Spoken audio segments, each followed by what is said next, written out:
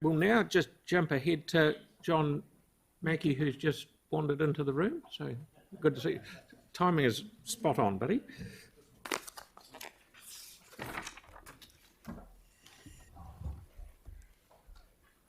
So we're all set? Fire away, mate. Okay. Tēnā koutou katoa. Good morning, Your Worship, the Mayor and Councillors, and I wish to thank you for this opportunity to speak today.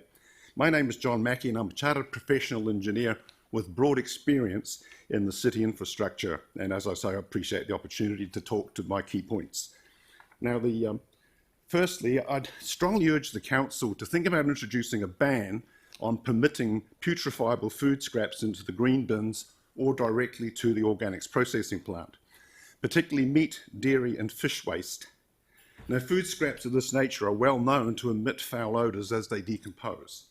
A preferred alternative is to direct these food scraps through in-sink waste disposal units and channeling this resource for reuse at the Bromley wastewater treatment plant.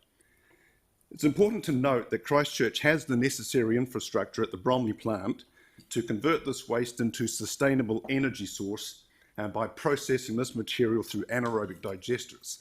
The waste is effectively broken down and the resultant gas becomes a valuable source of electricity and heat, therefore reducing the costs for council. Now, restoring the full capacity of the damaged wastewater plant post the fire event, I think is an urgent priority for the council.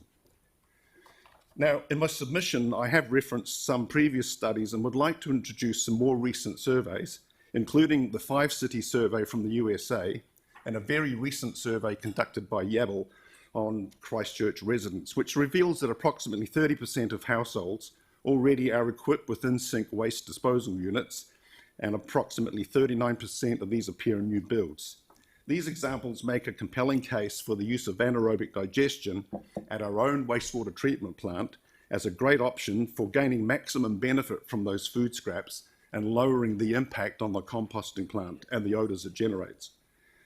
However, I would also like to express some concerns regarding the lack of community involvement in the broader long-term strategy for managing the food and organics, which has recently been set in motion. Now, the decision relating to the future of the organics facility is of significant importance and should actually adhere to sections 77 through 8182 of the Local Government Act. Now, these sections mandate transparent consideration of all available options in consultation with the community, including the option to actually exit the market. So regrettably, the significant procurement plan that has been discussed in public excluded meetings with limited engagement with the wider community. So the request for proposal, which recently closed, was anticipated to culminate in negotiations by the end of October, and with the contract expected to be awarded in February next year. I contend that this proposal has not sufficiently explored all the alternatives and thus should be paused before any further long-term contracts are awarded or entered into and following wider community consultation. Now, in the absence of specific details regarding these confidential long-term options, I would implore the Council to avoid replicating the approach adopted by Auckland Council with its curbside food waste collection service. Now, this service has experienced poor public uptake, it's failed to meet its initial collection targets, it has encountered strong public opposition, and these sentiments are also echoed in the Yabble survey of Christchurch, where 58% do not support this approach. So such a service commits Auckland ratepayers to very, very costly put or pay contracts, valued at over $500 million over the term of these contracts, resulting in sustained rate increases spanning decades and depriving their water agency Watercare of the opportunity to derive energy cost savings at their Mangere wastewater treatment plant. Now, the alternative, what we're suggesting is several other New Zealand councils are contemplating the introduction of mandatory separate food waste collection services based on their interpretation of the Ministry for the Environment waste strategy. However, it's imperative to acknowledge that this strategy remains unlegislated and unendorsed by the current government at this stage, and therefore it should not be pursued until such time that it is, if at all. So rather than embarking on construction of new facilities and initiating additional long-term contracts of any sort, I propose that Council consider developing an exit strategy from the business of being in the green waste service or providing composting facilities. This could well be left to the private sector. Instead, the focus should be shifted towards fixing the Christchurch wastewater treatment plant, promoting home composting, which is well favoured by 30% of Christchurch residents, and build upon the existing waste-to-energy infrastructure that is already available to the Christchurch people at the wastewater treatment plant. There is an opportunity, Mr. Mayor, to rethink how we deal with organics in this community, and rather than attempting to build new long-term facilities and contracts that would cost the city hundreds of millions that the city simply cannot afford. So I submit these recommendations for your earnest consideration, and I remain at your disposal for further inquiries or discussions if desired. So ngā mihi nui. Thank you. Thank you very much. Thank you, John. It's spot on. Thank you. Okay.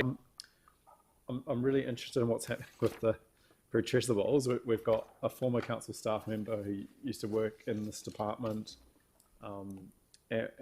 saying that would have a significant impact on reducing the odour in terms of the risk of the odour from the pre-treatables.